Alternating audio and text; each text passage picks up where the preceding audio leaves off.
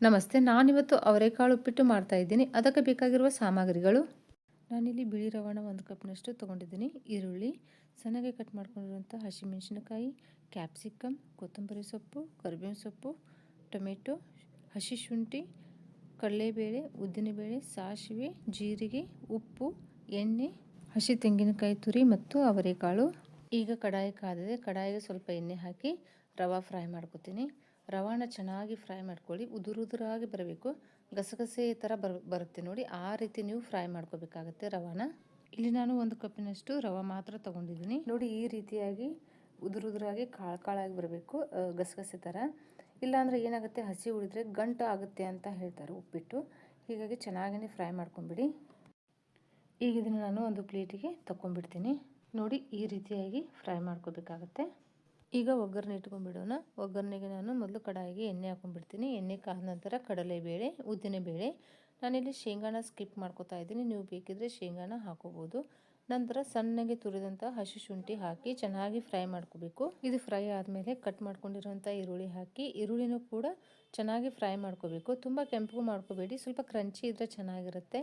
ನಂತರ ಕರಿಬೇವಿನ ಸೊಪ್ಪನ್ನು ಹಾಕಿ ಚೆನ್ನಾಗಿ ಫ್ರೈ ಮಾಡ್ಕೋಬೇಕು. ನಂತರ ಹಸಿಮೆಣಸಿನ್ಕಾಯಿನ ಹಾಕಿ, ಹಸಿಮೆಣಸಿನ್ಕಾಯಿ ಕೂಡ ಚೆನ್ನಾಗಿ ಫ್ರೈ ಮಾಡ್ಕೊಳ್ಳಿ. ನಿಮಗೆ ಖಾರ ಎಷ್ಟು ಬೇಕೋ ಅದನ್ನು ನೋಡಿಕೊಂಡು ನೀವು ಹಸಿಮೆಣಸಿನ್ಕಾಯಿನ ಹಾಕೋಬೇಕಾಗುತ್ತೆ. ನಾನಿಲ್ಲಿ ಸಾಸಿವೆ ಜೀರಿಗೆ ಮುಂಚೆನೇ ಹಾಕೋಬೇಕಾಗಿತ್ತು, ಮರ್ತಿದ್ದೆ. ಈಗ ಹಾಕ್ತಾ ಇದ್ದೀನಿ ಸಾಸಿವೆ ಮತ್ತು ಜೀರಿಗೆನ, ನೀವು ಮುಂಚೆನೇ ಹಾಕೊಂಬಿಡಿ. ನಂತರ ಇಲ್ಲಿ ಕ್ಯಾಪ್ಸಿಕಮ್ ಹಾಕೋತಾ ಇದ್ದೀನಿ. ಕ್ಯಾಪ್ಸಿಕಮ್ ಕೂಡ ಚೆನ್ನಾಗಿ ಫ್ರೈ ಮಾಡ್ಕೋಬೇಕಾಗುತ್ತೆ. ಇದು ಆಪ್ಷನಲ್ಲು, ಬೇಕು ಅಂದರೆ ಹಾಕ್ಕೊಳ್ಳಿ, ಇಲ್ಲಾಂದರೆ ಸ್ಕಿಪ್ ಕೂಡ ಮಾಡ್ಕೋಬೋದು ನೀವು. ನಂತರ ನಾನಿಲ್ಲಿ ಅವರೆಕಾಳನ್ನು ಹಾಕ್ತಾ ಇದ್ದೀನಿ. ನಾನು ಊರಿಗೆ ಹೋದಾಗ ಅವರೆಕಾಳನ್ನು ತಂದು ಫ್ರೀಝರಲ್ಲಿ ಇಟ್ಟಿದ್ದೆ. ಈಗ ಅದನ್ನೇ ಯೂಸ್ ಮಾಡ್ತಾ ಇದ್ದೀನಿ ನಾನಿಲ್ಲಿ. ಅವರೆಕಾಳನ್ನು ಫ್ರೀಝರಲ್ಲಿ ಇಟ್ಟರೆ ಹಾಳಾಗೋದಿಲ್ಲ, ಆದರೆ ಸ್ವಲ್ಪ ಬಿರುಸಾಗಿರುತ್ತೆ. ನಾವು ಉಪ್ಪಿಟ್ಟಲ್ಲಿ ನೀರು ಹಾಕಿ ಕುದಿಸ್ತಿರ್ತೀವಲ್ಲ, ಆಗ ನೀವು ಸ್ವಲ್ಪ ಜಾಸ್ತಿ ಕುದಿಸ್ಕೋಬೇಕಾಗತ್ತೆ. ಆದರೆ ಅವರೆಕಾಳನ್ನು ನೀವು ಎಣ್ಣೆಯಲ್ಲಿ ಚೆನ್ನಾಗಿ ಫ್ರೈ ಮಾಡ್ಕೋಬೇಕಾಗತ್ತೆ. ಅವರೆಕಾಳು ಫ್ರೈ ಆದ ನಂತರ ಟೊಮೆಟೊ ಹಾಕಿ, ಟೊಮೆಟೊನ ಚೆನ್ನಾಗಿ ಫ್ರೈ ಮಾಡ್ಕೊಳ್ಳಿ ಮೆತ್ತಗಾಗುವವರೆಗೂ. ನಂತರ ರುಚಿಗೆ ತಕ್ಕಷ್ಟು ಉಪ್ಪು ಹಾಕಿ ಟೊಮೆಟೊ ಮೆತ್ತಗಾಗುವವರೆಗೂ ಫ್ರೈ ಮಾಡ್ಕೊಂಬಿಡಿ. ಟೊಮೆಟೊ ಮೆತ್ತಗಾದ್ಮೇಲೆ ನಾನು ಮುಂಚಿನ ನೀರನ್ನು ಬಿಸಿ ಇಟ್ಕೊಂಡಿದ್ದೆ. ನಾನಿಲ್ಲಿ 1 ಕಪ್ಪಿಗೆ 3 ಕಪ್ಪಿನಷ್ಟು ನೀರು ಹಾಕೋತಾ ಇದ್ದೀನಿ.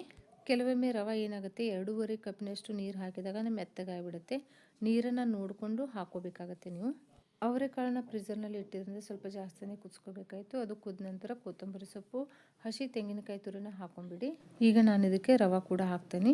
ರವಾನ ನೀವು ನಿಧಾನಕ್ಕೆ ಹಾಕಿ ತಿರುತ್ತಾ ಹೋಗಬೇಕಾಗತ್ತೆ. ಒಮ್ಮೆ ಹಾಕೋಬೇಡಿ ರವೆ, ಇಲ್ಲಾಂದರೆ ಗಂಟಾಗ್ಬಿಡುತ್ತೆ ಉಪ್ಪಿಟ್ಟು. ಮೇಲೆ ಲಿಡ್ ಕ್ಲೋಸ್ ಮಾಡಿಕೊಂಡು ಮೀಡಿಯಂ ಫ್ಲೇಮ್ ಇಟ್ಕೊಂಡು ಚೆನ್ನಾಗಿ ಕುದಿಸ್ಕೊಂಬಿಡಿ ನೋಡಿ. ಈಗ ಇದು ರೆಡಿಯಾಗಿದೆ. ಇದನ್ನ ಒಂದ್ಸರಿ ಚೆನ್ನಾಗಿ ಮಿಕ್ಸ್ ಮಾಡ್ಕೊಂಬಿಡಿ.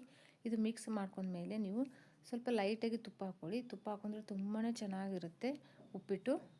ಇಷ್ಟಾದರೆ ಅವರೆಕಾಳು ಉಪ್ಪಿಟ್ಟು ರೆಡಿನೇ ಆಗಿಬಿಡುತ್ತೆ ನೋಡಿ. ಈಗ ಅವರೆಕಾಳು ಉಪ್ಪಿಟ್ಟು ರೆಡಿಯಾಗಿದೆ, ತುಂಬಾ ಚೆನ್ನಾಗಿರುತ್ತೆ. ಟ್ರೈ ಮಾಡಿ ನೋಡಿ.